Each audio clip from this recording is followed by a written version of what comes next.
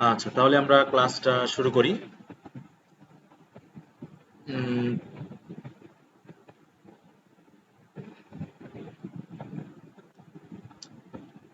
আমি তাহলে পড়ছি, তোমরা একটু খেয়াল করো কোথায় কোথায় কি সমস্যা থাকতে পারে।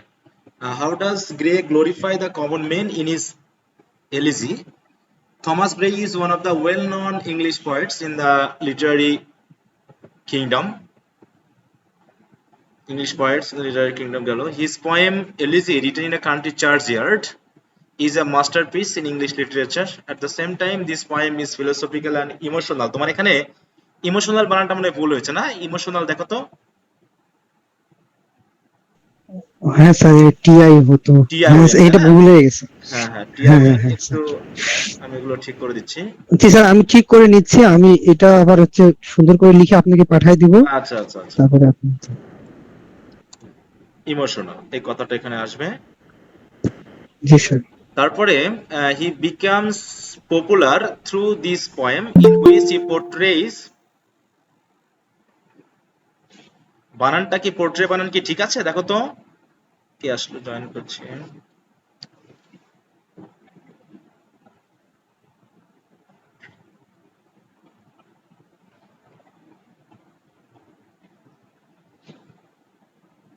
কোথায় গেল? হ্যাঁ,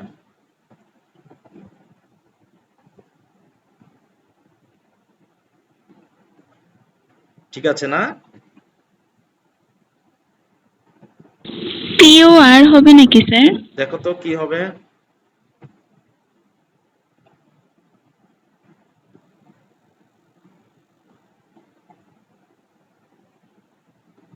পাইছো কেউ? এটা হচ্ছে স্যার এরকম হবে। পিও আর হবে স্যার, হ্যাঁ, পিও আর পি হবে ও sir. R T R A Y S, হ্যাঁ। পোর্ট্রেইজ এই বানানটা জি তুমি স্যার। লিখবা। Okay sir. portrays the common life of the common people throughout the আচ্ছা দুইটা কাটা তাই তো। throughout his poem এখানে একটা কমা ইউজ করবা সবসময়। প্রিপোজিশনাল ফ্রেজ বা সাবঅর্ডিনেট ক্লজ এগুলো যদি মূল সেন্টেন্স বা মূল ক্লজ থেকে আলাদা করা থাকে তাহলে অবশ্যই কমা ইউজ করবা, হ্যাঁ। থ্রুআউট হিজ পোয়েম এরপর একটা কমা ইউজ করবা। উই ক্যান সি অ্যান্ড, এইখানে কি আসলে দেখো তো, ইমপ্রেশন বলতে তুমি কি বলতে চাচ্ছ এখানে? এখানে কি ওয়ার্ডটা ব্যবহার স্যার করা হয়েছে? আমি মানে হচ্ছে ছাপ স্যার, তারা সাধারণ মানুষদের একটা ছাপ বা তাদের একটা অবস্থান এরকম বুঝাইতে চাইছি আচ্ছা, স্যার। তাহলে ওয়ার্ডটা হচ্ছে ইমপ্রেশন।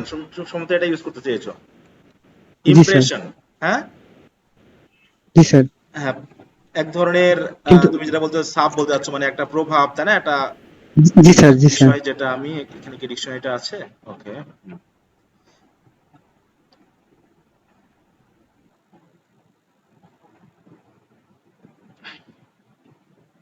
দেখো এই যে ছাপ বা প্রভাব, তাই তো।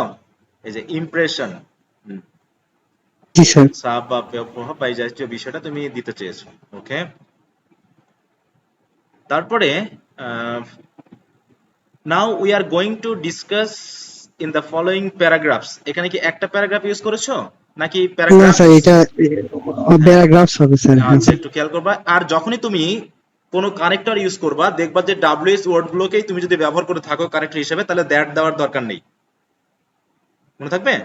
ওকে স্যার। তাহলে okay sir. Discuss in the following paragraph how the poet has tried to glorify the common man. এখানে মেন ইউজ করবা, হ্যাঁ, কারণ এখানে অনেকগুলো মানুষের কথা বলা হয়েছে। Common men in this poem. Okay okay, sir. এমনি তোমার এটা ঠিক আছে, শুধু গ্রামাটিক্যাল বা এই যে স্পেলিং এর এই ব্যাপারটা একটু খেয়াল রাখো। Okay sir. This poem mainly deals with death, social class, opportunity, and the importance of love. Okay, the poet has tried to remind the readers দিবা এখানে plural form use করার সময়, that all people will die one day. Death is an unavoidable and natural truth use করবে যে, হ্যাঁ, thing না দিয়ে দিবা হচ্ছে ট্রুথ, সত্য, যে সত্যকে আমরা অ্যাভয়েড করতে পারবো না, ঠিক আছে। In sir. everyone's life. At the same time, Gray points out that being born as peasant in a farming community, he points out that being born as peasant in a farming community prevents the death humble death। তারপরে কি হচ্ছে, For having the opportunity to develop their innate ability. আচ্ছা, death dash the opportunity to develop their innate ability. Okay, in some stanzas the poet shows, এই stanza গুলো দেওয়ার দরকার নেই, in some part of the হ্যাঁ line sir, এরকম দিবা, এটা হ্যাঁ হ্যাঁ। আমি তো বুঝি নাই তখন স্যার, ওই আচ্ছা, জন্য the poet আমার shows স্ট্রেঞ্জের that the কথাগুলো most চলে আসছে। important thing in life is affection, love, compassion, and with this a man can live well even in poverty. These issues are closely related to common man. For this very reason he has brought, these issues are closely related to common man, দিয়ে এখানে একটা full stop দিবা, ঠিক আছে তো? কারণ পরের সেন্টেন্সটা মধ্যে একটু কানেকশনের একটু সমস্যা আছে। For this very okay reason sir. he has brought these subjects into his poem to glorify the common people. Okay, with the help of the metaphor, metaphor বানানে কিন্তু শেষে হয়তো ই নাই, হ্যাঁ, মেটাফোর বানানে ওকে কি স্যার। শেষে ই হবে?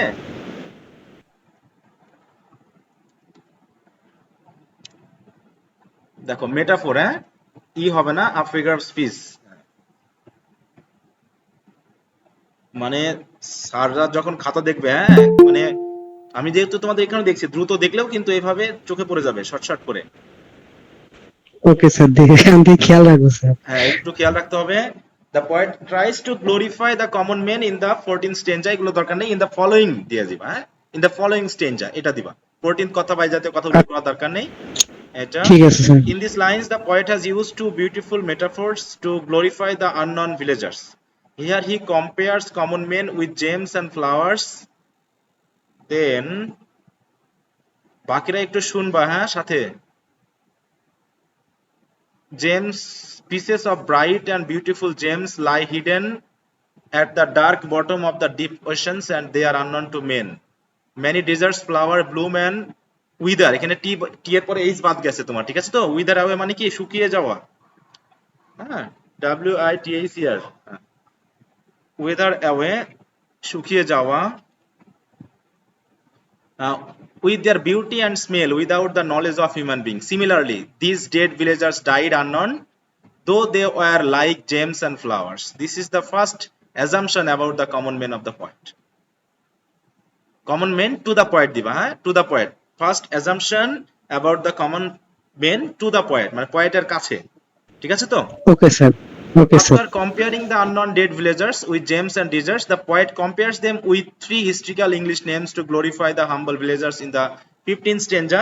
এটা এটা দিয়েছো। আচ্ছা স্যার, এটা আমি Here the এটা আমি poet আবার ফলোইং compares the, স্টেঞ্জা লিখে দেবো। okay, common people's courage with the courage of Hamden, uh,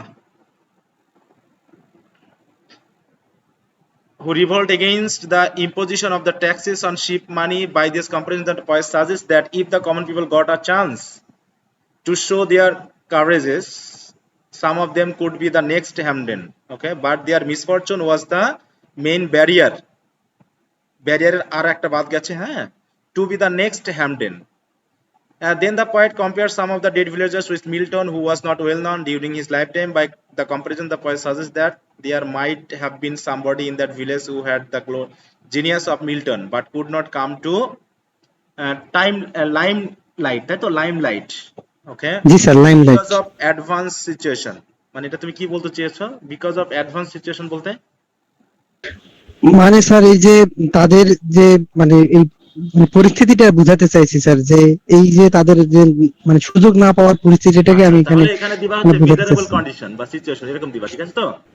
হ্যাঁ, ওকে স্যার। ওকে। অথবা হতে পারে এখানে যে তারা হচ্ছে বঞ্চিত ছিল, ডিপ্রাইভ, হ্যাঁ, ডিপ্রাইভেশন, এরকম একটা দিবা, সামাজিক ভাবে তারা ডিপ্রাইভেশনের মুখোমুখি হয়েছে এরকম। Finally the poet compares the villagers with Oliver Cromwell who fought against Charles the first and defeated him. By this comparison the poet সাজেস্ট দ্যাট ইন দিস, সবসময় এই শব্দটা ইউজ করবা না, ঠিক আছে তো? এই যে এই কথাটা কয়েকবার ইউজ করা হয়ে গেছে, একটু সিমিলার ওয়ার্ড ইউজ করার চেষ্টা করবা। ওয়ান্টস টু সে দ্যাট, ওকে ঠিক স্যার। আছে তো, ইন্ডিকেটস দ্যাট, অপাইন্স দ্যাট, এরকম ভাবে সিমিলার ওয়ার্ড ইউজ করবা একটু। That in this charge yard is আচ্ছা, buried somebody who could have been a, এটা কি দিয়েছে এখানে, এটা স্যার ভ্যালোরাস। ভ্যালোরাস। ভ্যালোরাস। ভ্যালোরাস লিডার। আচ্ছা, লিডার এগেইনস্ট ইনজাস্টিস।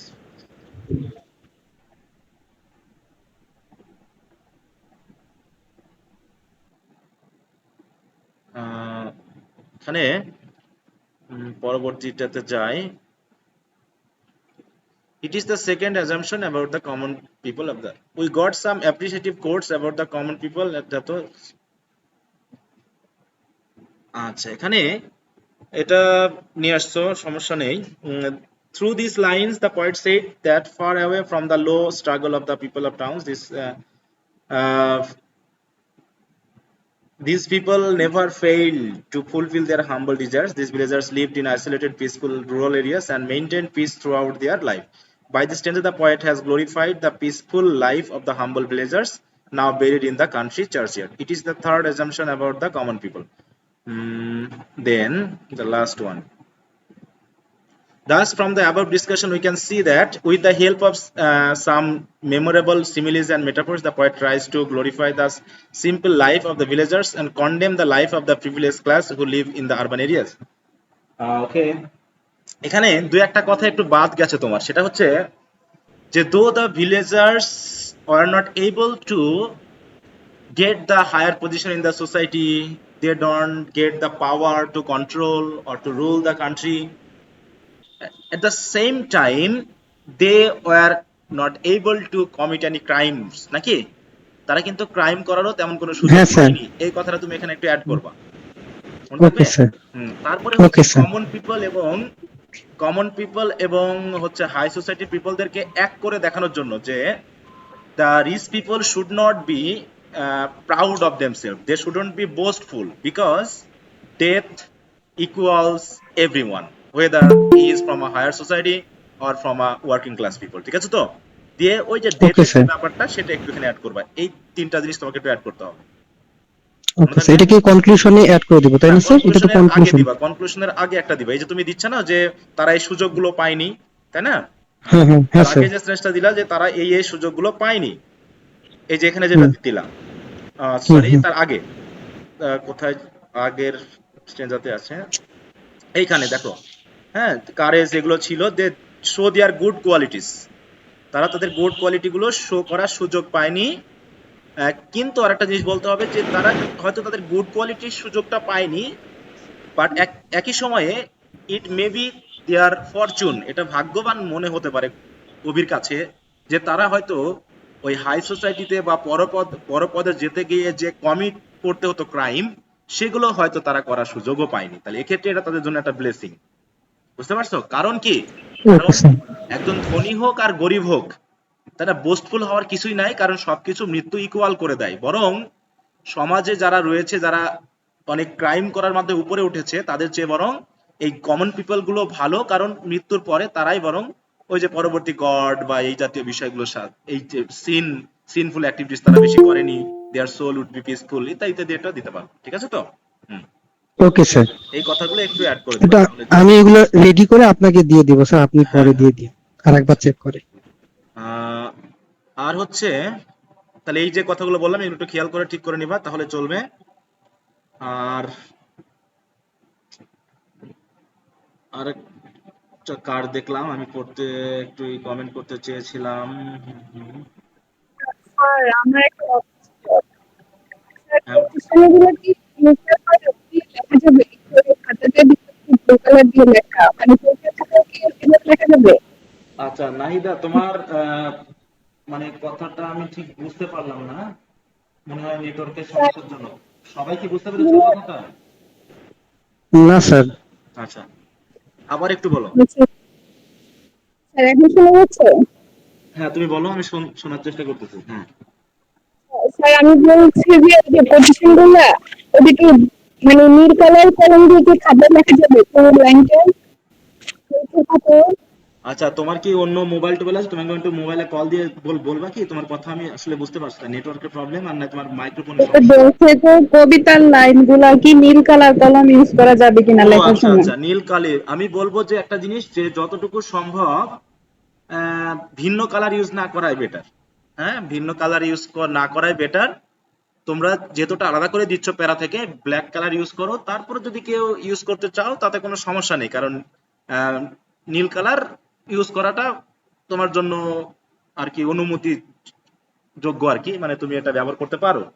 কিন্তু তুমি হলুদ কালার বা হচ্ছে লাল কালার এগুলো ইউজ করতে পারবে না। তুমি ব্ল্যাক অ্যান্ড ব্লু এই দুটা কালার তুমি পরীক্ষার সময় ইউজ করতে পারবা। তবে মনে হয় যে ওগুলো ব্যবহার করার মাধ্যমে সময় নষ্ট করার কোনো সুযোগ নেই বা না করাই ভালো। অনেকে দেখছি আমি খাতাতে ওই জেল পেন এবং ওই যে অনেক সময়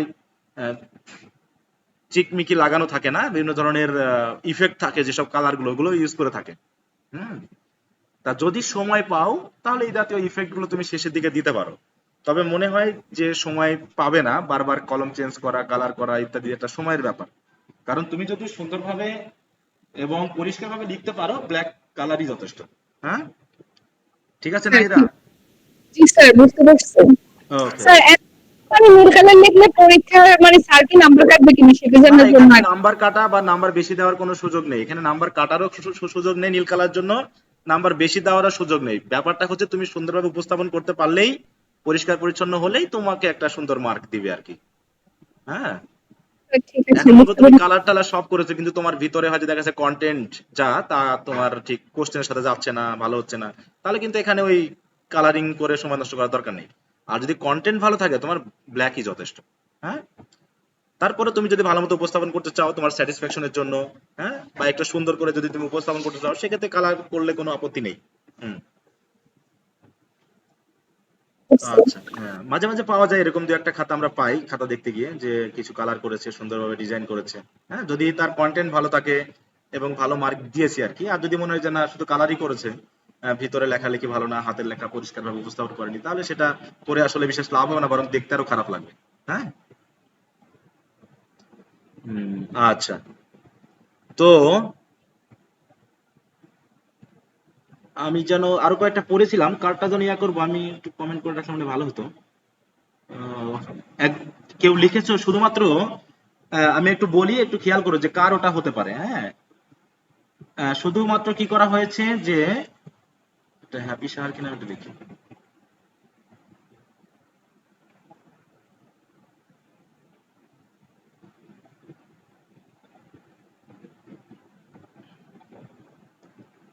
হ্যাঁ হ্যাঁ, হ্যাপি, তুমি কি লাইনে আছো হ্যাপি সাহা? হ্যাঁ স্যার আসুন। আচ্ছা, তুমি যেটা বর্ণনা করেছো সেখানে তোমার এই সিম্পলিসিটিটা বেশি চলে আসছে। হ্যাঁ, মর্নিং ব্রিজ, টুইটারিং সোয়ালোজ, তারপর হচ্ছে তারা যে ওই যে সিকেল দিয়ে ফসল তোলে, তারপর হচ্ছে বন উজাড় করে, এই জাতীয় বিষয়গুলো তুমি একটু বেশি দিয়েছো, যেগুলো আসলে গ্লোরিফিকেশনের সাথে খুব একটা মিলছে না। হ্যাঁ, few person who could have been great poet, এটা তুমি আবার অ্যাড করেছো, সেটা ঠিক আছে, কিন্তু প্রথম দিকে দুই একটা পেজ তুমি একটু বেশি ওই নেচারের ব্যাপারটাকে তুমি আলোচনা করেছো। তোমার এই তারপর একটা ঠিক আছে, এই যে দেব, তোমার এইখানে যেটা এসেছে যে তুমি কোটেশন খুব একটা দাওনি। হ্যাঁ, দু একটা কোটেশন একটু দিতে হবে। জেম এর কথা তুমি উল্লেখ করেছো, তবে মৃত্যুর কথাটা মনে হয়, আচ্ছা, all men are subject to death, হ্যাঁ এসেছে, এটা তুমি দিয়েছো। এই যে প্রথম দিকে তোমার দুটা প্যারা তুমি যে দিয়েছো, পুরো দুটা প্যারা, এই যে ইন্ট্রোডাকশনের পরে যে অংশটা দিয়েছো এটা কিন্তু পুরোটাই দুটা পেজ বলা যায়, দুটা পেজ তোমার ওই শুধু ওইটার উপরে চলে আসছে। ঠিক আছে?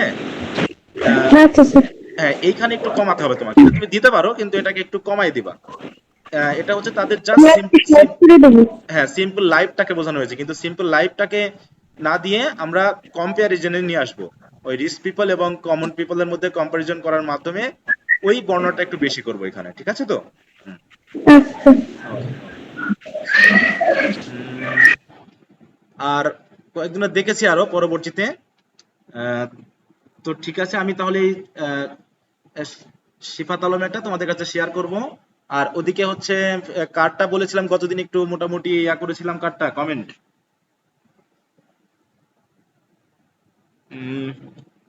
আচ্ছা, ওরকম কোনো কমেন্ট করিনি তাই তো, যে দু একটা দেখে তারপরে শেয়ার করব। আচ্ছা, তাহলে শিফাত আলম ওটা ইয়া করে দিলে আমি শেয়ার করে দিব তোমাদের কাছে। তাহলে আজকে নিয়ে কয়টা কবিতা এরকম আলোচনা হচ্ছে বলো তো? দুইটা, দুটা প্রশ্ন। আজকে নিয়ে 3টা হবে স্যার, যদি আপনি ও টু দা ওয়েস্ট উইন্টার আর মানে দেখেন। তাহলে আর আগে 2টা হয়েছে। দুইটা হয়েছে, তা আমি যেটা বলতে চাচ্ছি, দুটা কোশ্চেন আমরা যেহেতু আলোচনা করেছি, তো আলোচনা করার মাধ্যমে তোমাদের কিছুটা ধারণা হচ্ছে কিনা যে আসলে তোমাদের কি করতে হবে। হুম, যে আসলে কিভাবে জি প্রশ্ন স্যার। উত্তরগুলো লিখতে হবে, এই জাতীয় ধারণাগুলো তোমাদের হচ্ছে কিনা আমি একটু সেটা জানতে চাচ্ছি। যে শুধুমাত্র সমাধান করে তো আর সবগুলো কোশ্চেন এভাবে সমাধান করা সম্ভব নয়, জি তাই না? স্যার। এখন তোমরা আপাতত বুঝতে পারছো কিনা কিছুটা, যে না যেভাবে হচ্ছে তাতে আমরা বুঝতে পারছি আসলে কোশ্চেন আনসার গুলো কিভাবে লিখতে হবে? কি বলতে চাচ্ছ বলো, তোমাদের একটু মতামত চাই আর কি এক্ষেত্রে। কেউ একজন বলো যে তোমাদের এভাবে কোনো উপকার হচ্ছে কিনা আর কি। আহ, ও নেটওয়ার্ক চলে গেছে।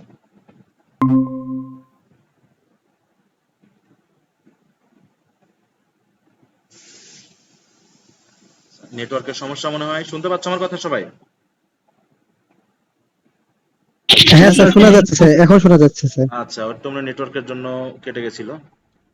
আচ্ছা, তো যেটা বলতেছি আর কি, হ্যাঁ, তা তোমাদের মতামতটা একটু কয়েকজনের কাছ থেকে একটু শুনতে চাচ্ছি যে তুমি কি ধরনের উপকারটা পাচ্ছ, মানে এই ব্যাপারটা। রমজান আছো লাইনে? রমজান, জি স্যার। হ্যাঁ, তুমি একটু তোমার চেষ্টাটা তুমি কিভাবে করতেছো আমাকে একটু বলো। স্যার এখন কোনো কিছু লিখতে গেলে স্যার প্রথমে ইন্ট্রোডাকশনে স্যার কবি এবং ওই কবিতার সাথে যে একটা কানেক্ট আছে ওইটা প্রথমে লিখতে হবে। হ্যাঁ, প্রথমে কবি এবং প্রশ্নের সাথে যে কানেকশনটা রয়েছে কবিতার, নাকি সেটা একটু তুমি দিবা যে জি আমি স্যার। কোশ্চেনে এই বিষয়টা আলোচনা করতে যাচ্ছি। তারপর স্যার তারপরে বডিতে গিয়ে স্যার যে বিষয়টা চাইছে ওই বিষয় নিয়ে স্যার একটু আলোচনা সামারাইজেশন মতো করব। দিবা, তাই না? হ্যাঁ, তারপর হ্যাঁ নেক্সট হবে জি একটা স্যার। সামারাইজেশন, যে ওভারঅল একটা আলোচনা করতে হবে যে ওই যে প্রশ্ন আছে প্রশ্নের সাথে রিলেটেড কোন অংশটুকু এখানে ফোকাস দেওয়া যায়। তারপর ওই সামারিটাকে তুমি পরবর্তীতে এক্সপ্লেইন করবা কয়েকটা আরো দুইটা বা তিনটা প্যারাগ্রাফের জি মধ্যে স্যার। যতটুকু পারা যায়। তারপরে জি কনক্লুশনটা স্যার। হবে তোমার ইন্ট্রোডাকশনের মতো, যে আমরা শেষ পর্যন্ত কি পেলাম। স্যার তারপরে স্যার কনক্লুশনে স্যার মতামত দিব স্যার, আমি হ্যাঁ, হ্যাঁ, মতামতটা তোমার দিব এটার। মতামত দিবা, বা কবি এখানে যা জি স্যার। বলতে চেয়েছেন তা সঠিক হয়েছে কিনা, বা কবি সাকসেসফুল হয়েছে কিনা, ঠিক আছে তো? এই জাতীয় কিছু, বা তোমার কাছ থেকে যদি কোনো মতামত চাই, ডু ইউ থিঙ্ক বা ক্যান ইউ সে বা ক্যান ইউ প্রুভ, জি এরকম স্যার। যদি কোনো কিছু থেকে থাকে তাহলে সেগুলো নিয়ে, ঠিক আছে? আর একটা বিষয় হলো যে রিলেশন রেখে দুই একটা জি কোটেশন স্যার। একটু দিবা। হ্যাঁ, কোটেশন ছাড়া যেন না হয় প্রশ্নগুলো, তাহলে কোটেশন দিলে কি হবে, একটু মানে তোমার প্রশ্নটা স্ট্যান্ডার্ড হবে, যেখানে তুমি একটা ভালো মার্ক ক্যারি করতে পারবে। হ্যাঁ, কোটেশন না দিলে আসলে আনসার স্ট্রং হয় না, এটা হলো বড় কথা সবচেয়ে। আর যেহেতু আমরা কিছু কোশ্চেনকে একদম বেছে স্যার নিচ্ছি, আগে আলোচনা করে স্যার পরে কোটেশন দিব। হ্যাঁ, প্রথমে আলোচনা করবা, কোটেশনটা মাঝেও দিতে পারো আবার শেষেও দিতে পারো প্যারাগ্রাফে। হ্যাঁ, প্রথমে তুমি একটা জিনিস আলোচনা শুরু করলা, প্রত্যেকটা প্যারাগ্রাফে তো টপিক সেন্স থাকবে নাকি, যে তুমি এই প্যারাগ্রাফে কি আলোচনা করতে যাচ্ছ। যেমন এই প্যারাগ্রাফে তুমি এখন আলোচনা করতে যাচ্ছ যে কমন পিপলদেরকে কমন পিপলদেরকে কম্পেয়ার করেছেন কবি, তাই তো? তো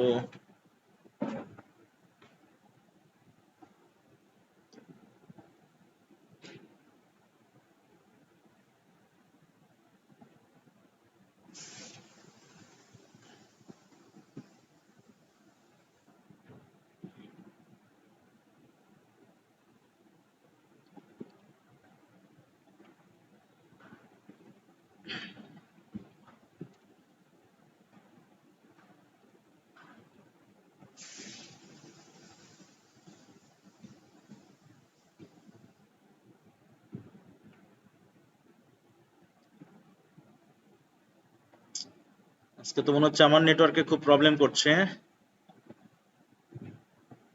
আচ্ছা, শুনতে পাচ্ছ সবাই আমার স্যার কথা? আপনার কথা বেঁধে বেঁধে আসতেছে। হ্যাঁ, একটু নেটওয়ার্কে খুব প্রবলেম করছে মনে হচ্ছে, দুই একবার এই যে কানেকশন আউট হয়ে গেল। স্যার এখন শোনা যাচ্ছে স্যার। আমার শোনা যাচ্ছে। হুম। আচ্ছা, তো আশা করি তোমরা একটু আঁচ পাচ্ছ যে কোশ্চেন গুলো কিভাবে লিখতে হবে। মোটামুটি আমি হয়তো পুরোপুরি সাকসেসফুল এখনো হব না, তোমাদের যদি সবাইকে দিয়ে লেখাইতে পারতাম আর কি তাহলে ভালো হতো। এবং তোমরা লিখছো, মোটামুটি সবাই লিখছো না, কিছু কিছু তোমরা আছো আন্তরিকভাবে লিখছো, কেউ কেউ হয়তো লেখা দিচ্ছ না। হ্যাঁ, আচ্ছা, নাহিদা আক্তার নিতু, তুমি কি লেখা পাঠিয়েছো এর ভিতরে? স্যার মানে গত ক্লাসে করিনি স্যার, আজকের ক্লাসে করছি। হ্যাঁ, এই যে কয়েকজনেরটা আমি পেয়েছি আজকে, এবং তোমরা যে সময় দিয়েছো আসলে সেই সময় যে আমি দেখে রাখবো এই সুযোগটা হচ্ছে না। হুম, তোমরা একটু আগে দিয়ে রাখবা, বিশেষ করে যদি এরকমটা হয় যে তোমরা আহ, দুপুরে দিয়ে রাখলা বা সকালের দিকে দিয়ে রাখলা, তাহলে দেখা যাচ্ছে আমার জন্য সুবিধা হয়, কলেজের ফাঁকে ফাঁকে আমি হয়তো একটু পড়ে নিতে পারবো।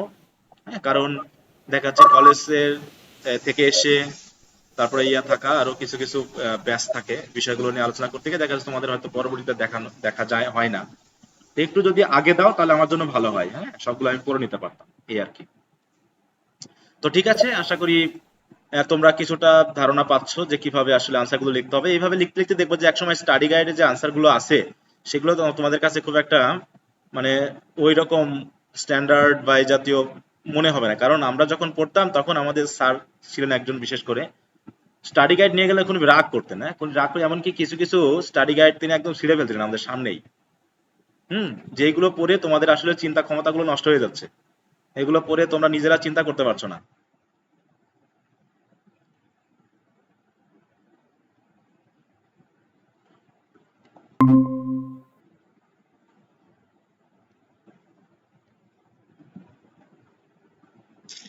তো খুবই ডিস্টার্বিং। হ্যাঁ,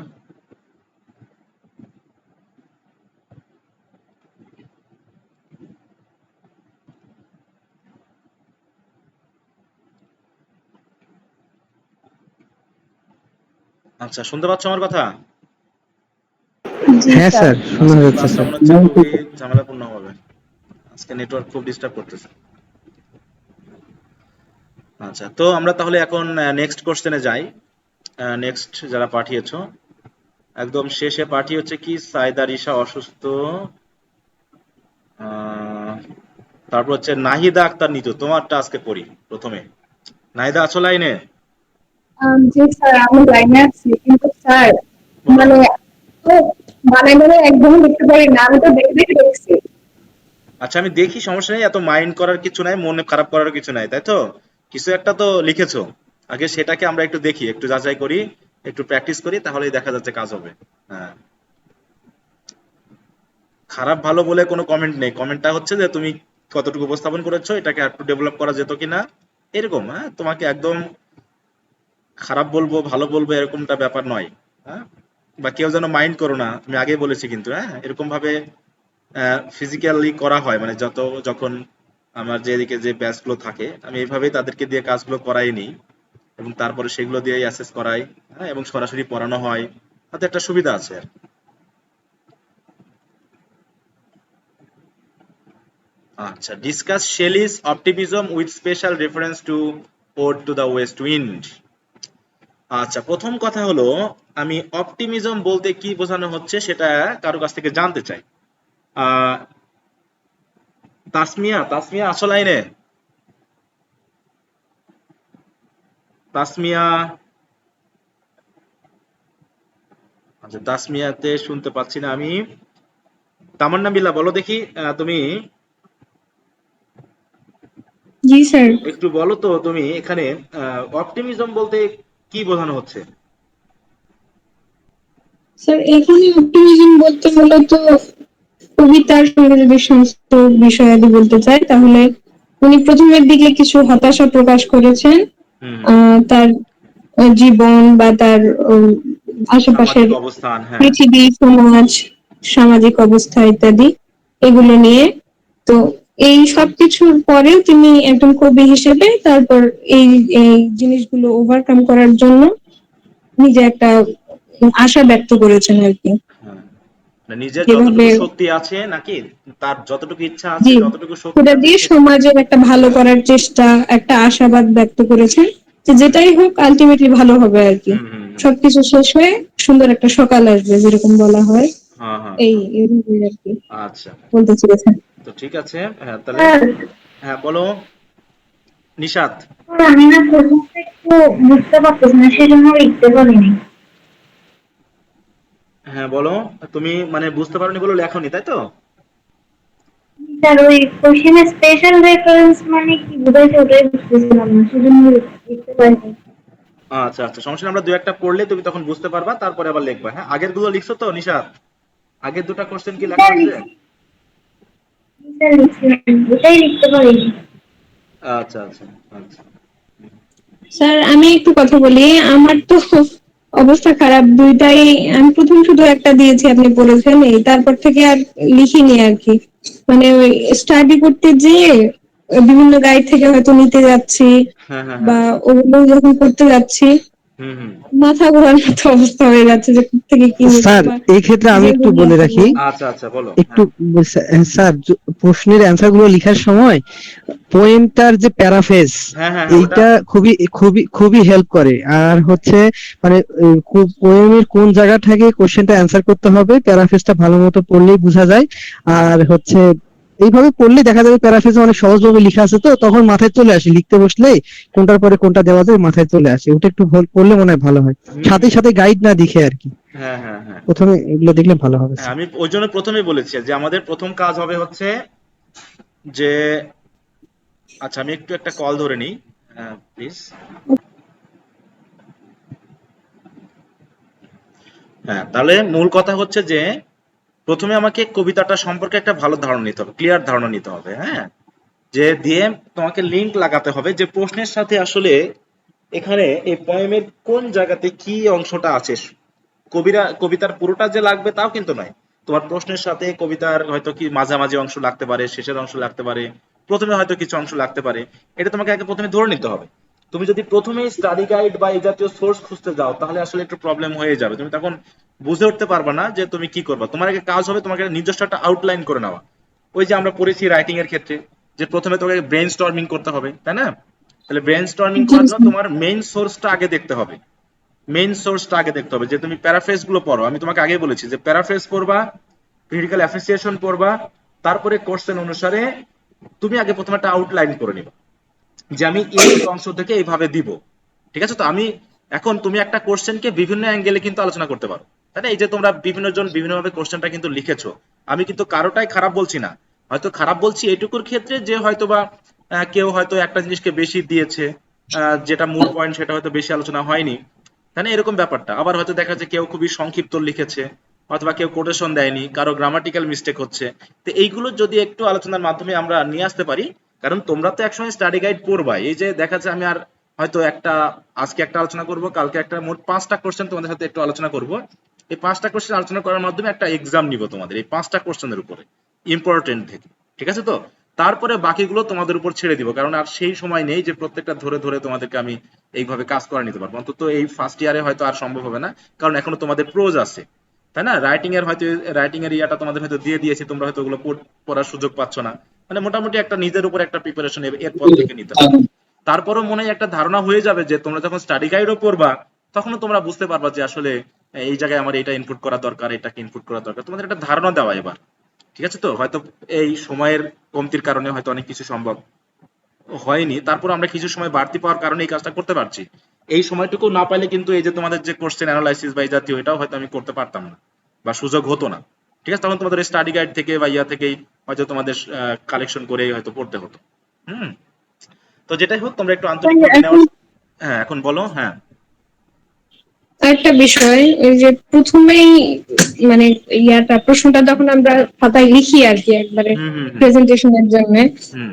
তো সবার কি কোনো কাটাকাটি হয় না প্রথমেই একটা কপি তৈরি করে ফেলে, না কয়েকটা হয়তো করার মানে পর? তুমি একটু ভয়ে আছো যে বাকিদের কাটাকাটি হয় কিনা। তা সিফাত আলম, বলো তো তুমি কি একবারে সঠিকটা লেখো না তোমার একটু কাটাকাটি, মানে ড্রাফটিং এ একটু স্যার, কাটাকাটি হয়? একটা প্রশ্ন লিখতে গিয়ে স্যার আমার 5 থেকে 7টা পেজ কাটাকাটি করি আমি স্যার। হ্যাঁ হ্যাঁ হ্যাঁ। মানে আমি ওইটা লিখি, আমার মনোভূত হয় না, আমি আবার লিখি, হুম একটু হুম। কাস্টমাইজ করে, আমি অনেকবার কাটাকাটি করি স্যার, হ্যাঁ এটা হ্যাঁ। নিয়ে তো আসলে আমার না আমার একটু তো ভয় ড্রাফটিং আছে যে এইটা। এরা সবাই মানে একবারে লিখে ফেলতেছে। হ্যাঁ, আমি বলি আমার না ক্ষেত্রে না কি, এই যে আমি আইএলটিএস পরীক্ষা দিলাম, হ্যাঁ, আইএলটিএস পরীক্ষা দিলাম, আচ্ছা। রাইটিং এর ক্ষেত্রে একই রাইটিং যে কতবার আমি কাটছি একটা, মানে বিষয়টা হলো তুমি 10, 12টা, 20টা মুখস্থ করে ফেলবা না, দরকার নেই ওইগুলো।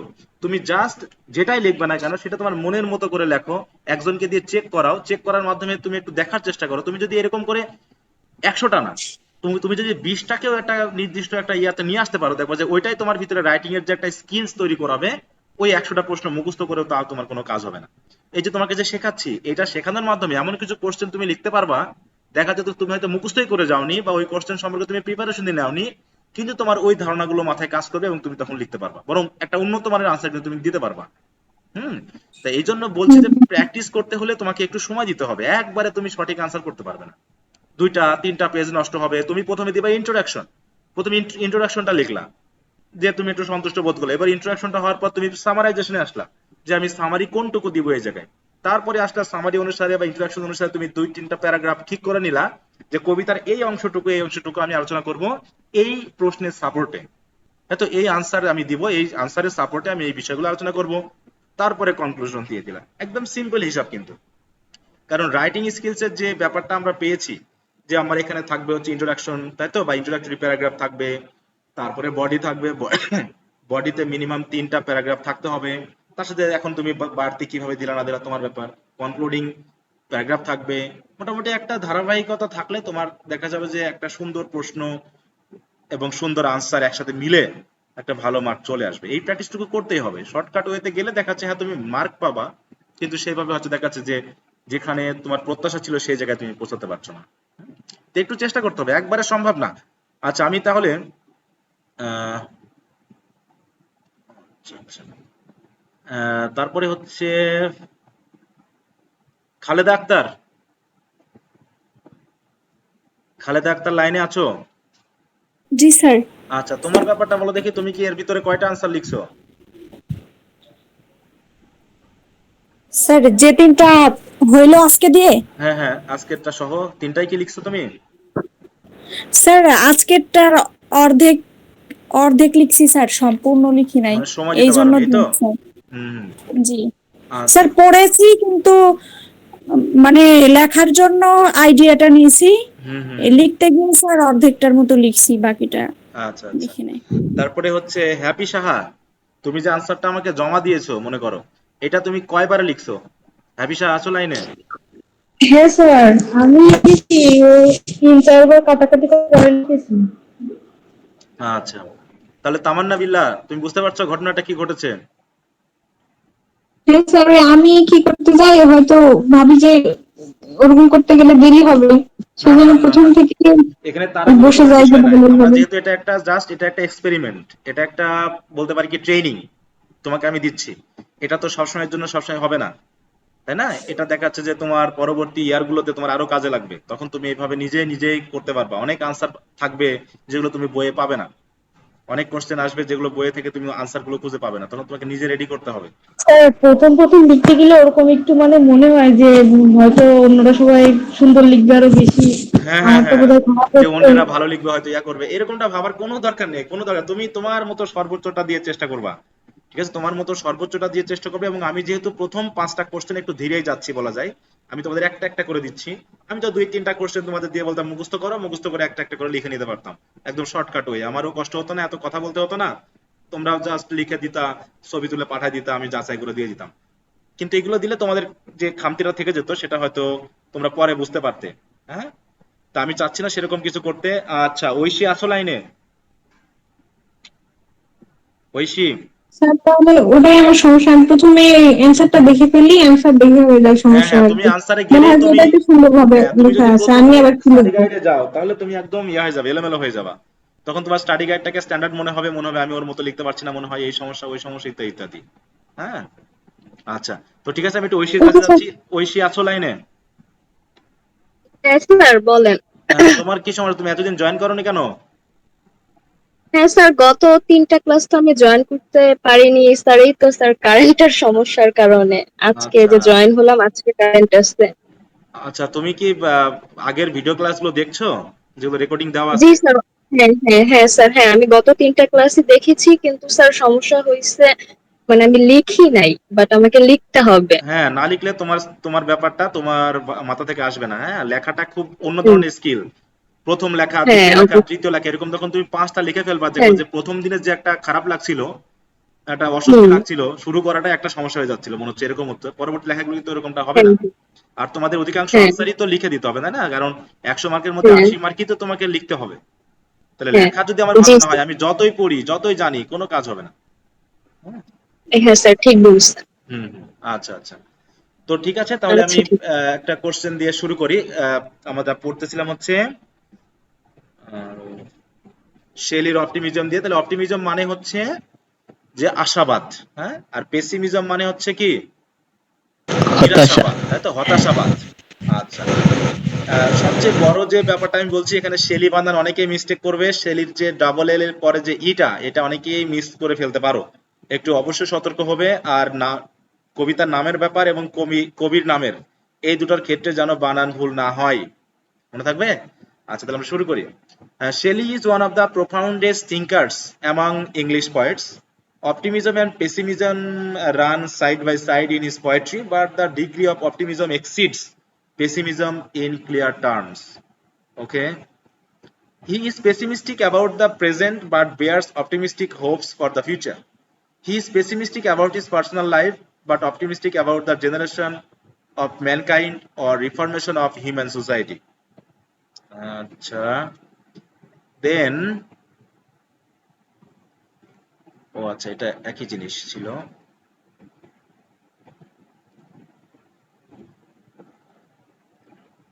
Shelley's pessimism is found in his inherent melancholy caused by his bitter experience of life, both private and public.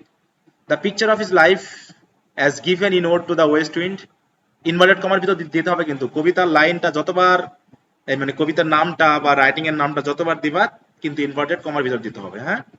Is the picture of a man fallen upon evil days and subject to the Odes type, তাই তো, Odes type of sufferings. These personal sufferings may be traced when he declares, I fall upon the thorns of life, I bleed. A heavy weight of hours hath chained and bored one to like thee, tameless, swift, and proud. Then Shelley thinks that his highly sensitive and supremely imaginative soul has been crushed by the worries and suffering of the society. He realizes that as a young boy, he was tameless, wild like the west wind. As he was very much oppressed by the hardship of the world, he appeals to the west wind to lift him as a leaf, a cloud, or a wave, so that he can share the power of the west wind. But this feeling of sadness is no expression of weakness, because Shelley is not completely hopeless. Being inspired by the spirit of the west wind, he wants to reform human society. Shelley believes that the regeneration of the decayed human society will occur on the principles of liberty, equality, and brotherhood. He hopes that the present state of society, which is governed by the evil forces of oppressions, cruelty, and tyranny, would disappear soon.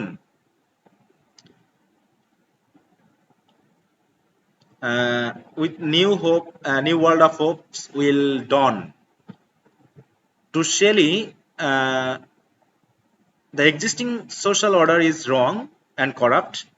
This should be changed by a power, and the west wind can provide us with an example of this power, because it is a symbol of tremendous energy of nature that bursts forth and creates havoc on land, sea, and in the sky.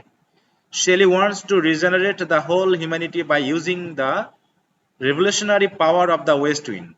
He wants the west wind, আচ্ছা, he wants the west wind, তাই তো নিতু, এটা কার দেখছিলাম, নিতুর না? জি sir. আচ্ছা, he wants the west wind, এখানে কি এটা শেষ করছো? আরো দুইটা পেজ মনে হয় স্যার আছে। কথা বলছি। ও আচ্ছা আচ্ছা, না না, এটা তো ভুল গেছে স্যার। আচ্ছা, এই লাইনটা বাদ দিবা, কারণ এটা কমপ্লিট লাইন, পরবর্তী লাইনটা হচ্ছে he wants the west wind to blow.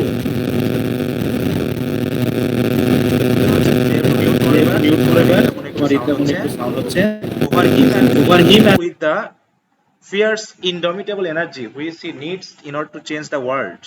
As the west wind helps the growth of new birds in spring, he too wishes to bring about a new order of beneficial to mankind.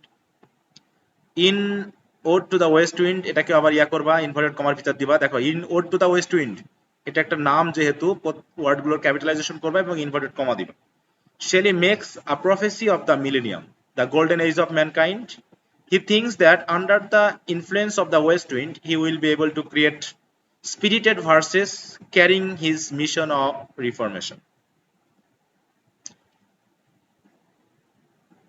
Thus, he is robustly optimistic of a new creation, and he prophesies, if winter comes, can spring be far behind? Shelley thus looks upon the west wind as the heralder of a new order. It will bring about a golden millennium in which there will be nothing but peace, happiness for mankind. আচ্ছা, সুন্দর হয়েছে, বলতে পারি এটা। এখানে এই if winter comes can spring be far behind, এটাকে যদি দুইটা লাইন এক্সপ্লেন করতা, যে উইন্টার বলতে এখানে কাকে রেফার করা হয়েছে আর স্প্রিং বলতে কাকে রেফার করা হয়েছে, ঠিক আছে তো, যে because this words are symbolic, হ্যাঁ না, তাহলে সিম্বল হিসাবে উইন্টার বলতে তিনি কি বলতে চেয়েছেন আর স্প্রিং বলতে তিনি কি বলতে চেয়েছেন। এই দুটো যদি এক্সপ্লেইন করে আরো 2-3টা লাইন দাও তাহলে আরো ভালো হতো। হ্যাঁ, ঠিক আছে তো। জি স্যার। এটা তাহলে এটা তোমার বলবো সুন্দর হয়েছে, কারণ তুমি যে বিষয়গুলো অ্যাড করেছো বা নিয়ে এসেছো একটা এক্সপ্লেনেশন সুন্দর এসেছে। আচ্ছা, এই কোশ্চেনটা সম্পর্কে কারো কোনো মতামত আছে কিনা আর কি, বলো দেখি মতবাদ যে কেমন লাগলো। স্যার এটা তোমার স্টাডি গাইড থেকে হেল্প নেওয়া আর কি। হ্যাঁ মানে কোনো স্যার জায়গায় এটা ভালোই লাগছে স্যার, কিন্তু স্যার দেওয়া নাই, হ্যাঁ কোটেশন অ্যাড কয়েকটা করে মাত্র। কোটেশন যোগ দিলে কোটেশন মনে দেওয়া হয় নাই, ভালো হ্যাঁ হতো। স্যার। হ্যাঁ স্যার। হ্যাঁ, এখানে মোটামুটি এটা যে সোর্স থেকে নেওয়া হোক একটা সুন্দর ফ্লো আছে আর কি। হ্যাঁ, এখান থেকে একটু কয়েকটা বিষয় একটু অ্যাড করলে এবং এই যে বললাম যে পরবর্তী যে কোটেশনটা আছে ওটাকে যদি একটু ইয়া করতা এক্সপ্লেন করতা তাহলে ভালো হতো। এখানে অবশ্য দু একটা কোটেশন দিয়েছে, ওই যে চেইনড মি বা হচ্ছে বোর্ড মি ডাউন যে ব্যাপারটা আছে ওখান থেকে দু একটা কোটেশন দেওয়া হয়েছে। তো এটাকে আমরা একটু দেখতে পারি, তারপরে আরো দু একটা একটু দেখি। তো বলবো যে মোটামুটি আলোচনাটা সুন্দর হয়েছে আর কি, সেটা যদি স্টাডি গাইড বা অন্য কোনো সোর্স থেকেও আসে মানে মোটামুটি একটা আলোচনা আছে আর কি। হুম, আচ্ছা, এরপর আমি নাহিদার পড়লাম, নাহিদা নূর নাই, নাইমা ইসলামেরটা একটু দেখি। নাইমা ইসলামের কি গতদিন কোনোটা পড়েছিলাম, নাইমা আসল আইনে? জি স্যার, পড়েছিলেন গতদিন একটা। তাহলে আমি পড়ি নাই কার, কিন্তু জমা দিয়েছো তার একটু দেখতে চাই, তারপরে বাকিগুলো আমি পরে পরে। স্যার আমার তোমার নাম হচ্ছে মিম, মিম তো নাকি? জি মিম স্যার। বলছো, আচ্ছা আচ্ছা, মিমের একটু দেখি। হ্যাঁ,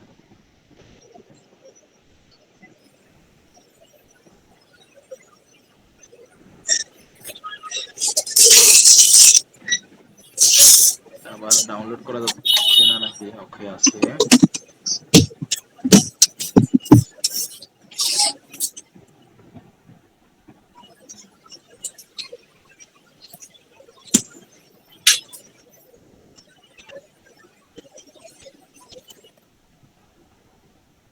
একটু আমি ডাউনলোড করে নিই এটাকে। আচ্ছা, তাহলে তো আছে।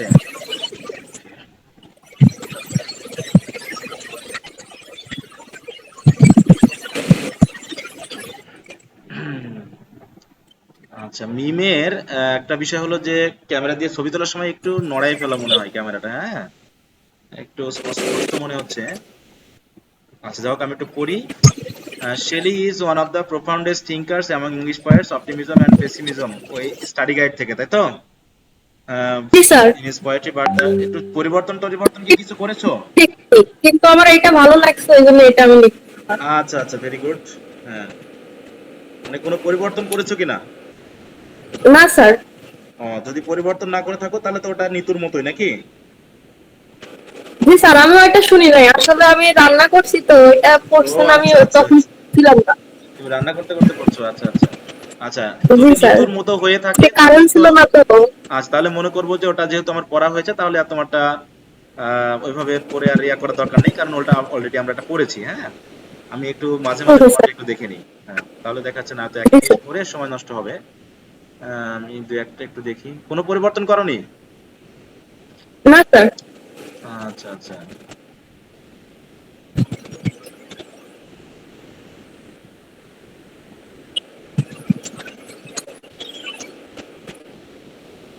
হুম, একদম ওটাই তুলে দিয়েছো, একটু কোটেশন অ্যাড করতে হবে। হ্যাঁ, এই যে একটা দিয়েছো অবশ্য মনে হচ্ছে আহ, শেষ, ওটা মনে হয় ওইটাই আছে নাকি?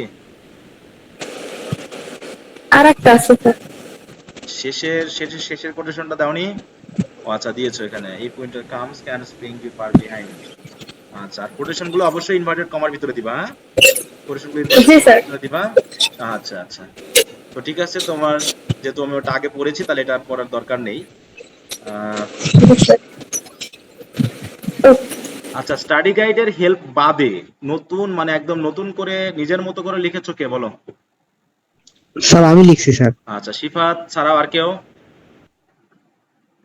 মুনিরিয়া আছো লাইনে? স্যার মুনিরিয়া, আমারটা একটু দেখতে পারেন স্যার। মাহবুব হাসান, তাই তো নিজের মতো করে লিখছো তাই না? আচ্ছা স্যার আমি একটু ওই অনলাইন থেকে স্যার হেল্প নিচ্ছি স্যার। আচ্ছা আচ্ছা আচ্ছা, ওকে। সিফাতটা একটু শেষের দিকে পড়ছি আমি, ঠিক আছে? একটু সবগুলো দেখে নিই, তাহলে দেখা যাচ্ছে যে এক গেল।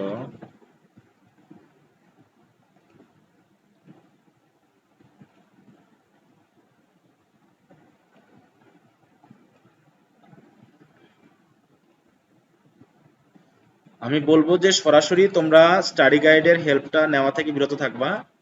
হ্যাঁ, এটা তোমরা যেটুকু পেয়েছো উত্তরটা ভালো আছে, এটা সমস্যা নেই, কিন্তু নিজে লিখতে পারলে দেখা যাচ্ছে স্টাডি গাইডটা পড়ার মধ্যে একটু পরিবর্তন করতে হয়, একটু নিজের স্যার মতো করে একটা লিখতে হয়। বিষয় স্যার, এখানে হ্যাঁ তো আমাদের যেটা প্রশ্ন সেটা হচ্ছে শেলি তার অপটিমিজম কিভাবে প্রকাশ করেছেন কবিতার আলোকে আলোচনা করো, হ্যাঁ হ্যাঁ। কিন্তু এখানে যে প্রশ্নটা আছে আর কি ওই অবলিক অবলিক দিয়ে আছে যে অপটিমিজম কিভাবে প্রকাশ করেছেন ওটা, আবার পাশাপাশি অপটিমিজম এবং পেসিমিজম কিভাবে প্রকাশ করেছেন সেটাও আছে আর মানে কি অপটিমিজম কথাটা পরে আসলে আছে। অটোমেটিক, তাই না? অপটিমিজম কথাটা আসলে অটোমেটিক পেসিমিজমের কথাটা চলে আসবে, তার মানে দুটো কোশ্চেনের কাঠামোটাই একই ধরনের হবে।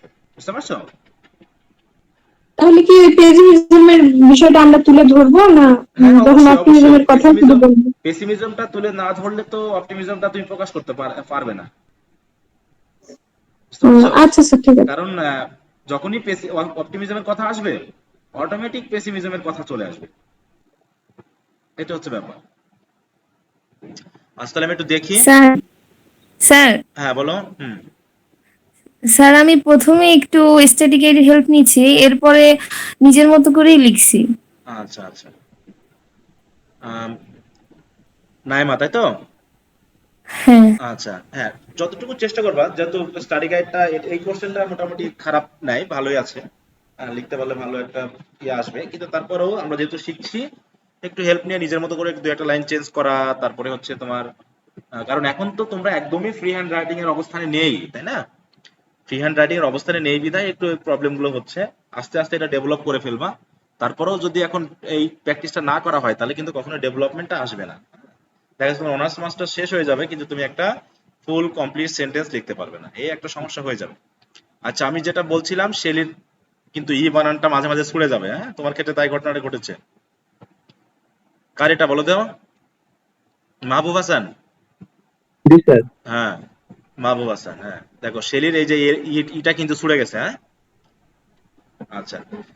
Percy Bysshe Shelley was one of the five great romantic poets in English literature. He was born on a rich family, though the son of a rich family, Shelley দেখো যে গেছে গা, had to undergo bitter experiences in life, but he was ever undaunted, and he had a strong sense of optimism, which is manifested in many of his poems, especially in Ode to the West Wind. Very good. In Ode to the West Wind, poets shown নাকি poet shows? আর poet এর সাথে S হয়ে গেছে কিন্তু। poet এর সাথে S হবে না, যেহেতু দা poet হবে। আর এখানে শোন হবে না, হবে শোজ বা হ্যাজ শোন। জি স্যার। এখানে একটা হ্যাজ হবে, অথবা পয়েন্টের সাথে একটা অ্যাপোস্ট্রফি হবে। অ্যাপোস্ট্রফি হওয়া মানে এস কে নির্দেশ করা। হুম। In Ode to the West Wind, the poet has shown his great love for liberty. He personifies the West Wind as a powerful and uncontrollable spirit. Spirit বানানটা ভুল হয়েছে, SPIRIT. It is the breath of autumn's being. অটামের এটাকে একটু বড় হাতে দিবা, কারণ এখানে পার্সনিফাই করা হচ্ছে। হ্যাঁ, ওয়েস্ট উইন্ডকে, অটামকে পার্সনিফাই করা হয়েছে। Its terrible power G is sir. felt by the trees which shed their leaves at its approach. The leaves fly away like pestilence strike in multitudes. The west wind sends the old seeds to their dark wintry beds. They come,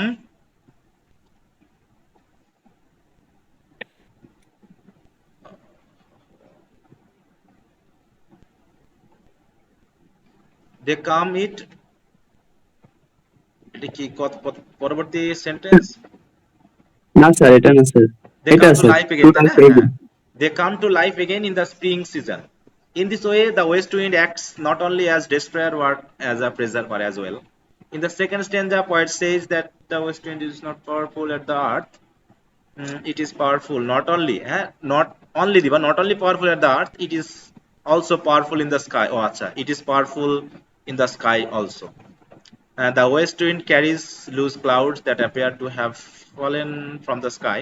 Rain and lightning are carried by the clouds that float on the surface of the west wind, like bright hair lifted from the head of a frenzied back.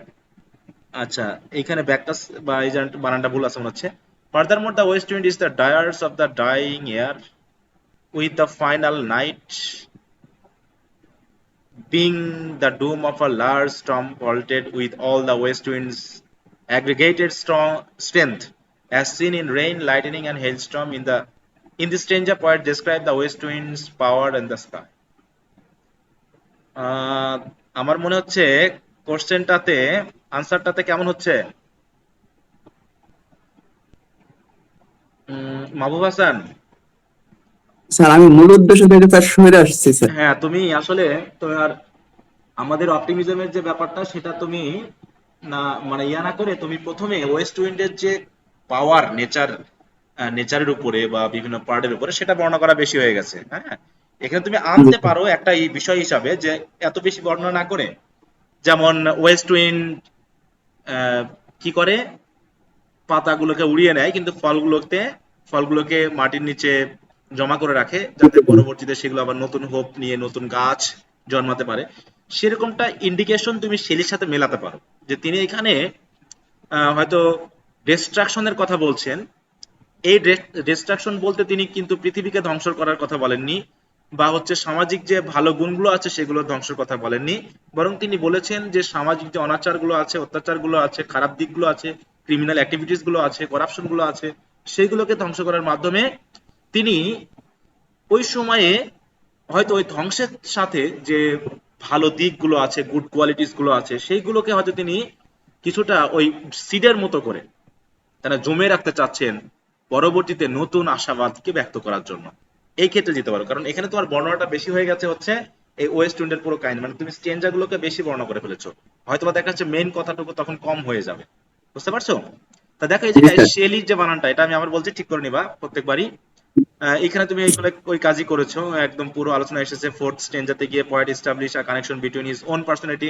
হ্যাঁ এইখানে তুমি তখন এবার এখান থেকে fourth stanza থেকে তোমার কিন্তু কাজ শুরু হবে। থার্ড স্টেঞ্জা পর্যন্ত তুমি যে কথাগুলো দিয়েছো এগুলোকে তুমি একটা প্যারাতে দাও, তাই তো? ফার্স্ট, সেকেন্ড এবং থার্ড এই তিনটা প্যারাগ্রাফের মেইন কথাগুলো সংক্ষিপ্ত করে নিয়ে এসে একটা প্যারাগ্রাফে দাও।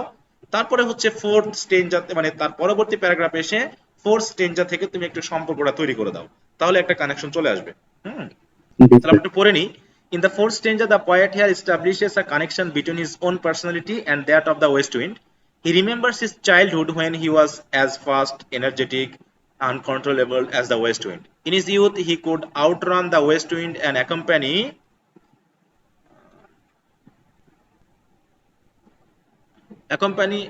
আচ্ছা আচ্ছা accompany it on its journey across the sky, but now life's misfortunes have crushed him. He is helplessly bleeding on the thorns of life. He wishes he were a leaf, a wave, or a cloud so that the west wind could carry him away. ওর তারপর এটা এবার বলবা যে poet has said this in the following verses, এরকম একটা connection দিয়ে দিবা। হ্যাঁ, final stanza encompasses the entire universe. The poet requests that the west wind treats him like a liar and blow on him as it does on the forest. He likes the forest. He likes the forest, like the forest is in the midst of his life's autumn. কলমটা একটু miss হয়েছে মনে হয়। The west wind will produce a sad but sweet music as it blows on him, the forests. এখানে একটু sentence গুলো কেমন হয়ে গেল, হ্যাঁ মানে কানেকশন গুলো মিলতেছে না কেমন জানি সেন্টেন্স গুলো। Addressing the west wind as spirit fierce and impetuous one, he begs it to become one with him and disperse his dead thoughts. Dead thoughts, okay, throughout the universe, তাই না? Dead thoughts throughout the universe in order for these thoughts to usher in a new era in human history. He wishes for the west wind to broadcast his prophecy about the coming of the golden age all over the world.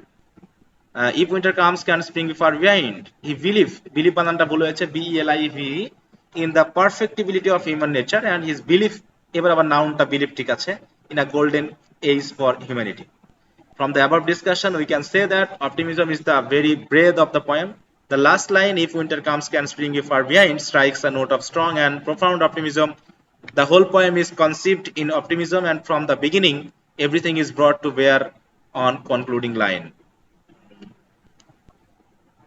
আচ্ছা,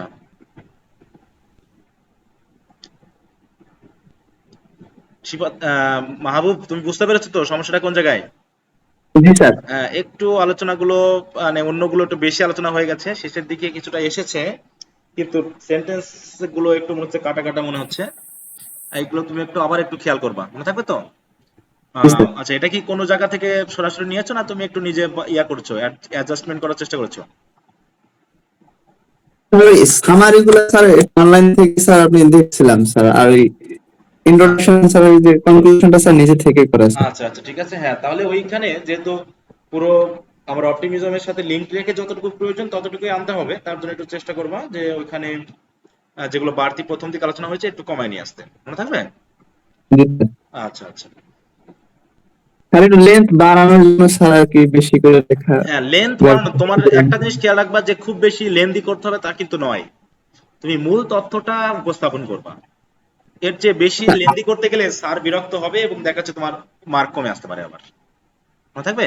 হ্যাঁ sir আপনার স্ক্রিনে sir এখন sir যে ছবিটা আছে sir, হ্যাঁ হ্যাঁ আমি স্যার এটা এর আগের ক্লাসে দিয়েছিলাম স্যার, একটু আপনাকে দেখানোর জন্য বাট হ্যাঁ বলতে হ্যাঁ। পারিনি, ক্লাস হয়ে গেছিল। আচ্ছা স্যার এটা পার্ট এর জন্য স্যার একটা সাজেশন থেকে স্যার নেওয়া স্যার, এই একটু যদি দেখতেন যে আসলে ঠিক আছে কিনা। মানে পার্ট টু মানে শর্ট কোশ্চেনের জন্য, এই তো? হ্যাঁ, হ্যাঁ স্যার, ব্রড কোশ্চেনের জন্য স্যার এটা। পার্টস এইটুকু শুধু ব্রড কোশ্চেনের জন্য? জি স্যার। এই এইটুকু এই স্যার এইটুকু এই টিভিতে একটা স্যার আমাদের কোশ্চেন ব্যাংক আছে না স্যার, হ্যাঁ হ্যাঁ, ওটা থেকে স্যার নেওয়া হয়েছিল এইটুকু স্যার। এইটুকু যদি ব্রড কোশ্চেন হয় তাহলে তো শর্ট কোশ্চেন মনে হচ্ছে আমার কাছে, জি বুঝতে স্যার, পারছো? আমার কাছে স্যার এরকমই মনে হচ্ছিল স্যার, যার হ্যাঁ কারণে আপনাকে দেওয়া আর কি। হ্যাঁ, এইটুকু যদি ব্রড কোশ্চেন লেখো ভালো মার্ক আসবে না, একদম একদম হবেই না, কাজ হবে না। হুম। কারণ জি স্যার। এখানে মূল কথা আসেই নি। হ্যাঁ, প্রথম দেখো কিছুই নাই এখানে, তোমরা যা লিখেছো এই যে শিফাত আলম বা তোমরা বেশ কয়েকজন যা লিখেছো, এখানে তার কিছুই নাই, মনে থাকবে? এটা জি স্যার। শর্ট কোশ্চেনের জন্য হতে পারে, ব্রড কোশ্চেনের জন্য তো হবেই না। এগুলো সম্পর্কে এই জন্য একটু বলি যে যতটুকু সম্ভব আগে বিবেচনা করবা, তারপরে মুখস্থ করবা না কি করবা সেটা পরে দেখতে পারো, কিন্তু এগুলো পরে ক্ষতি হয়ে যাবে নিজের। হ্যাঁ, কারণ এখন ছাত্র জীবনে আছো, ছাত্রত্ব সারা জীবন থাকবে না, আর এটাকে ফিরেও পাওয়া যাবে না একবার শেষ হয়ে গেলে। অতএব এখানে যতটুকু প্রয়োজন সময় দেওয়ার, যতটুকু ভালো করার চেষ্টা করার দরকার সেখানে এখনই চেষ্টা করতে হবে, পরের জন্য রেখে দিয়ে কোনো লাভ নেই, মনে থাকবে? হুম। জি স্যার। আচ্ছা আচ্ছা, আরেকটা জিনিস বলি, যদি আমার তোমরা হয়তো কোনো কমেন্ট করো, দেখা যাচ্ছে আমি হয়তো দেখেছি বা দেখা হয়নি, আমার মনেও নাই, মানে এত বেশি মানে হচ্ছে দেখা মেসেজ আসে সবার, হয়তো দেখে যে আমি পরে কমেন্ট করব, হয়তো তোমাদের দেখার পরে আমি অন্য কাজে যুক্ত হয়ে গেলাম, পরে আমার আর খেয়াল নাই যে আমি দেখেছি কিন্তু আর কমেন্ট করা হয়নি। তো একটু যদি খুব জরুরি হয় আবার দ্বিতীয়বার আমাকে একটু কমেন্ট করবে, হ্যাঁ, যে স্যার একটু যদি কমেন্ট করতেন বা এরকম দেখতেন, এরকমটা মনে থাকবে? হুম, হ্যাঁ। জি স্যার। আচ্ছা, তো ভেরি গুড। আর কারটা পড়বো বলো তো? আমি কয়েকজনের কাছ থেকে একদমই নোট পাচ্ছি না। তাসমিয়া থেকে একটা নোটও পাইনি। তাসমিয়া আসো লাইনে? তাসমিয়া, স্যার জি স্যার আছি। তোমার কি অবস্থা বলো? নোট টোট করার কি টাইমের সমস্যা, তোমার টাইমের সমস্যা? স্যার টাইমের সমস্যা না, আমি তো অসুস্থ থাকার কারণে হচ্ছে লিখতে পারি না, ও আমি এর আচ্ছা পরের আচ্ছা, ক্লাসে আপনাকে জমা দিব। ওকে ওকে, তো সমস্যা নেই, হ্যাঁ চেষ্টা করবা। ওকে, তাহলে আমি লাস্টে একটু শিফাত আলমেরটা পড়ছি, হ্যাঁ, দিয়ে এটাকে আজকে ইয়া করে যাচ্ছি।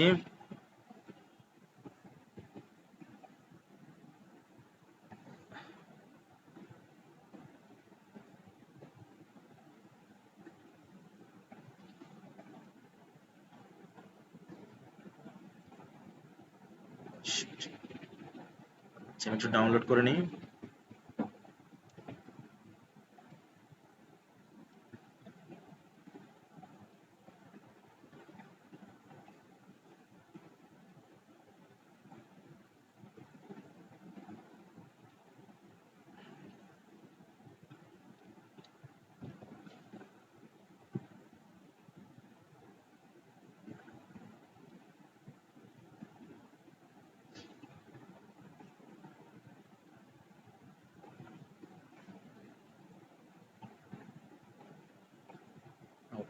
এটা আসলো।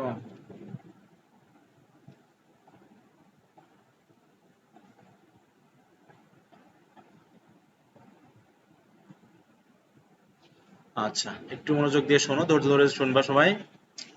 Percy Shelley is one of the five great romantic poets in English literature who has written a good number of poems. Among them, "Ode to the West Wind" is one. It is the finest and greatest poems of Shelley. In this poem, the poet has presented West Wind to symbolize the power of nature, which brings a change in the natural world. We get both the optimistic and pessimistic tone in this poem, but today we will discuss his optimistic thoughts. Optimism হবে না, optimistic thoughts for a better future through his pessimism. Uh, this poem focuses mainly on the influence of the West Wind, poet's pessimism, and finally his optimism. The poet divides his poem in some sections. At the very beginning part, we get the influence of the West Wind on earth, air, and water. In the middle part, the uh, the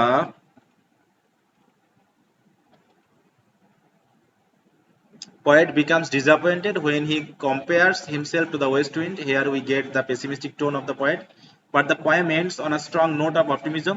The poet strongly believes that west wind has such kind of caliber by which it can bring out our society from dark to light. Okay. Now we are going to discuss poet's pessimism elaborately in the following paragraphs. In this poem, Shelley addresses the West Wind as a living personality who can hear him. The West Wind is such a thing to Shelley that can drive away dead leaves like an enchanter. Shelley refers to dead leaves that they were afflicted by some disease. West Wind also scatters the seed far and near and covers them with dust for future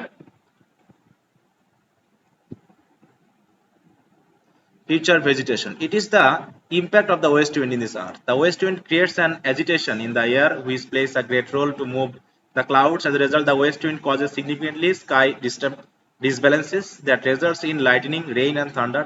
It is the impact of the west wind on the air. The action of the west wind on under the water has been shown with the image of the blue Mediterranean in sleep being awakened by the west wind, and the image of the Atlantic under the influence of the west wind. After the description of the west wind on earth and air and water, he compares himself to the west wind and gets himself frustrated. When the poet was young, he was tameless, swift, and proud like the west wind.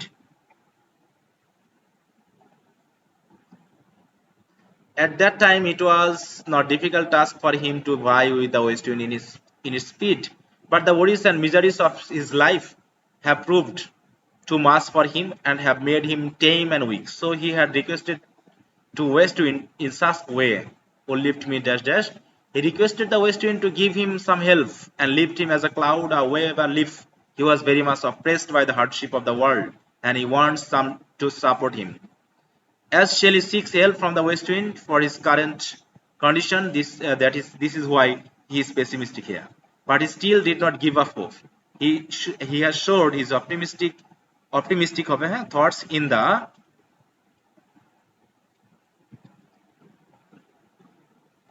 the following lines: "If winter comes, can spring be far behind?" This line expresses the poet's optimism about the coming of the generation of new ideals of morality and conduct of life. Shelley was a revolutionary in his ideas and could not tolerate the existing system of things during his lifetime. But he found himself too weak and powerless to preach the revolutionary ideas that he nourished for long. He wanted some powerful agents through which he could scatter his ideas among the mankind, and he found such a powerful agent in the mighty west wind. If the wind could merge into poet, in that case the wind, being the poet himself, could scatter his revolutionary ideas all over the world as ashes and sparks of fire, something like that. Hmm? Scatter as farm just this hope is optimistically cherished by the poet. The winter stands for his contemporary time, and the spring stands for the time of rebirth and regeneration of a new world. From the above discussion, we can say that Shelley does look upon the west wind as the heralder of a new order. It will bring about a golden millennium in which there will be nothing but peace, happiness for mankind. And thus he expressed his optimistic, এটা দিয়ে দিবেন, ঠিক আছে তো, যে thus he has Yes, sir. expressed his optimistic views about the uh, future of mankind, which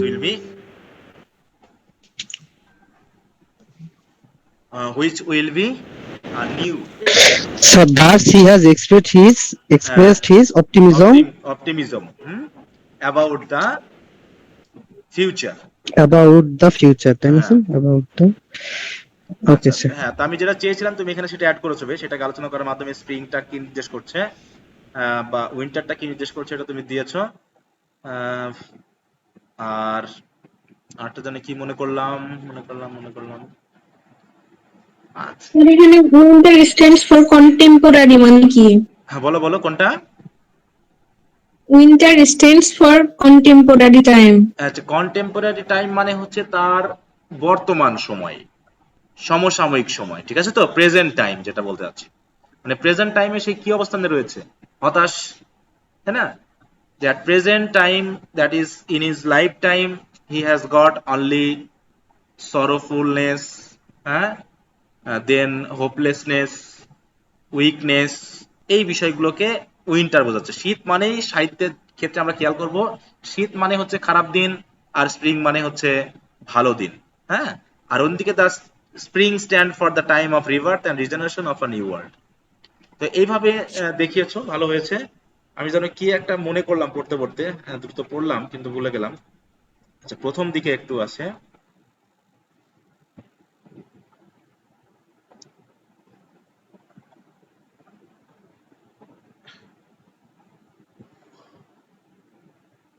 এটা তোমার নয়।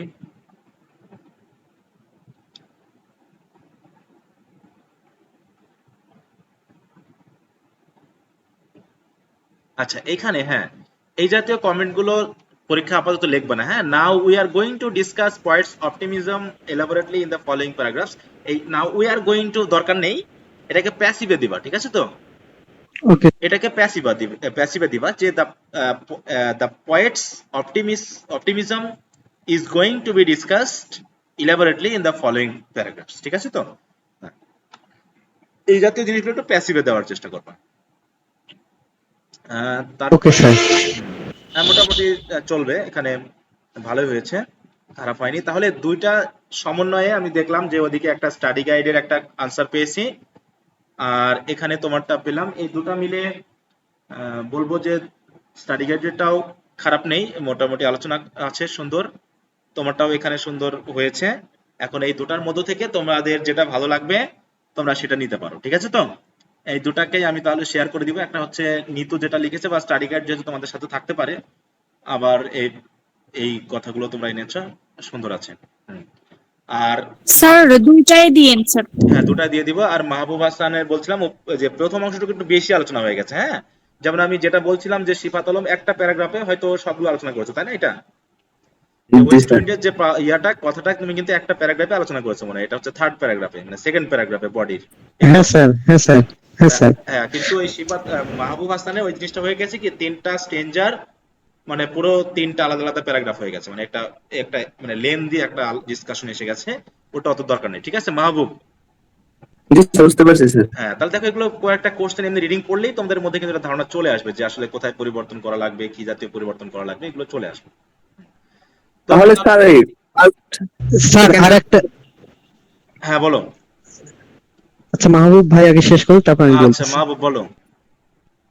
আমি বলতেছি স্যার, ওই যে ফার্স্ট স্ট্যান্ডার, সেকেন্ড স্ট্যান্ডার এবং থার্ড স্ট্যান্ডার স্যার, এই তিনটা স্ট্যান্ডার নিয়ে স্যার যদি স্যার একটা প্যারাগ্রাফ তৈরি করি, হুম হুম আর বাকি স্যার যে দুইটা আছে স্যার, ওই দুইটার জন্য স্যার দুইটা প্যারাগ্রাফ তৈরি করলে তো স্যার হয় হ্যাঁ তাহলে। হ্যাঁ হ্যাঁ হ্যাঁ হ্যাঁ, একটাতে প্রথমে মনে করবা যে তিনটা স্টেঞ্জা দিয়ে তুমি দেখাবা হচ্ছে ওয়েস্ট উইন্ডের হেল্প, মানে ওয়েস্ট উইন্ডের প্রভাব, আর ওয়েস্ট উইন্ডের জি যে স্যার। শক্তি বা ক্ষমতা, সেটার সাথে কবি যখন নিজেকে কম্পেয়ার করছে পরবর্তী প্যারাগ্রাফে, তখন কবি হতাশ, ঠিক আছে তো?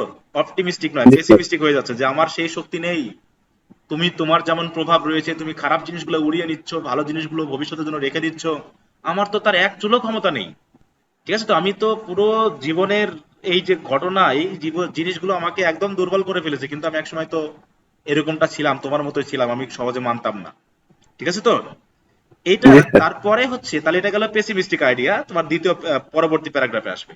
এবার হচ্ছে ওই পেসিমিস্টিকের সাথে তিনি দেখাতে হবে যে তিনি পেসিমিস্টিক হলেও বর্তমান জীবন নিয়ে তিনি কিন্তু ভবিষ্যৎ সম্পর্কে আশাবাদ ব্যক্ত করেছেন। এই আশাবাদ ব্যক্ত করার জন্য তিনি কি করেছেন, ওয়েস্ট উইন্ডের হেল্প নিতে চেয়েছেন, যে শক্তির কিছুটা যদি তিনি পান তাহলে হয়তো তিনি এই পৃথিবীর যে সকল জঞ্জাল সেগুলোকে উচ্ছেদ করার মাধ্যমে নতুন দিনের একটা মানে আশার সঞ্চার তিনি করতে পারবেন, তাই তো?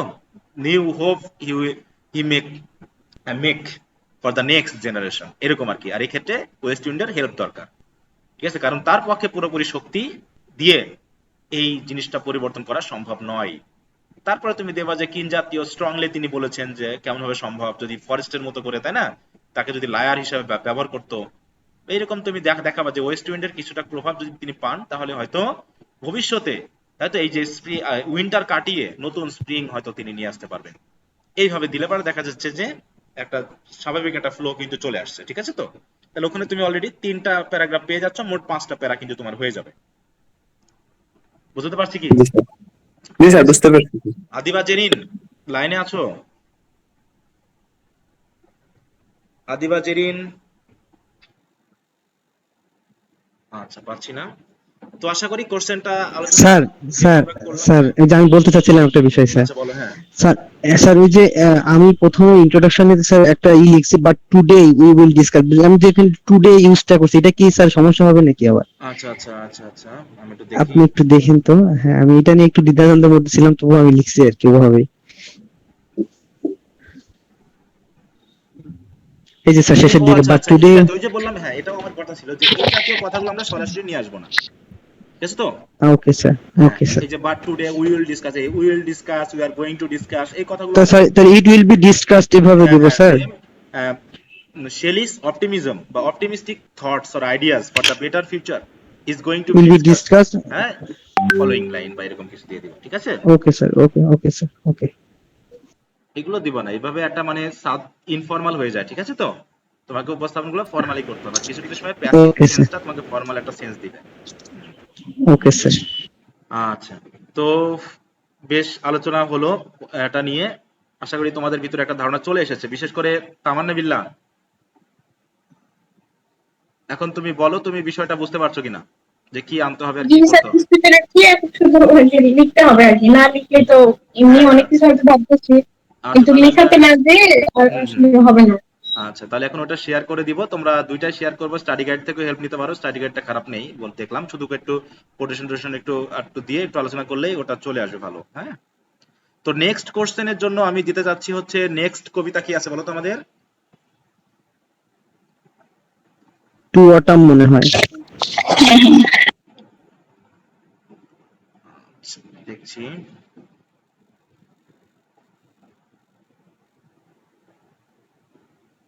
তাহলে গুড মর্নিং থেকে একটা পড়েছি আমরা, এলজি থেকে পড়লাম, ওয়েস্ট উইন্ড থেকে পড়লাম, তাই তো? Ode to autumn, ode to autumn.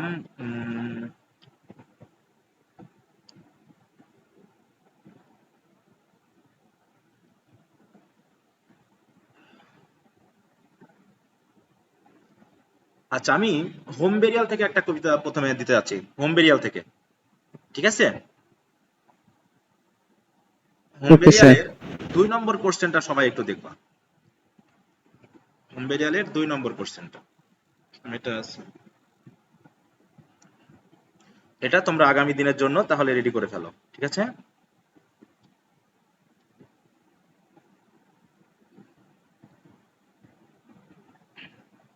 আচ্ছা, এমনি আর কারো কোনো কথা আছে কিনা বলো, আর কারো কোনো কথা আছে? স্যার এখানে তো কমেন্ট দিতে হবে স্যার, কমেন্ট আমরা আমাদের ইচ্ছা মতো দিব। হ্যাঁ বলো। বলছি এখানে তো কমেন্ট দিতে হবে, ওই যে কি বলে, তাদের সম্পর্কটা ভেঙে দেওয়ার হ্যাঁ হ্যাঁ ব্যাপারে। হ্যাঁ হ্যাঁ হ্যাঁ হ্যাঁ, এটা একটু গল্পটা যেহেতু ছোট, একটু এক্সপ্লেইন তোমাদেরকে করতে হবে নিজে নিজেই, হ্যাঁ। যেখানে প্রশ্নটা যেহেতু হচ্ছে যে ডু ইউ থিঙ্ক, দেখো ডু ইউ থিঙ্ক, হ্যাঁ না, the conflict between the couple brings there relationship to a breaking point in the poem, যে ব্রেকিং পয়েন্টে নিয়ে আসছে কিনা তাদের কনফ্লিক্টটা। তাহলে তোমাকে পুরো ব্যাপারটা বর্ণনা করতে হবে কবিতাটা, মানে মোটামুটি এর প্যারাফ্রেজিংটা নিয়ে আসলেই হবে।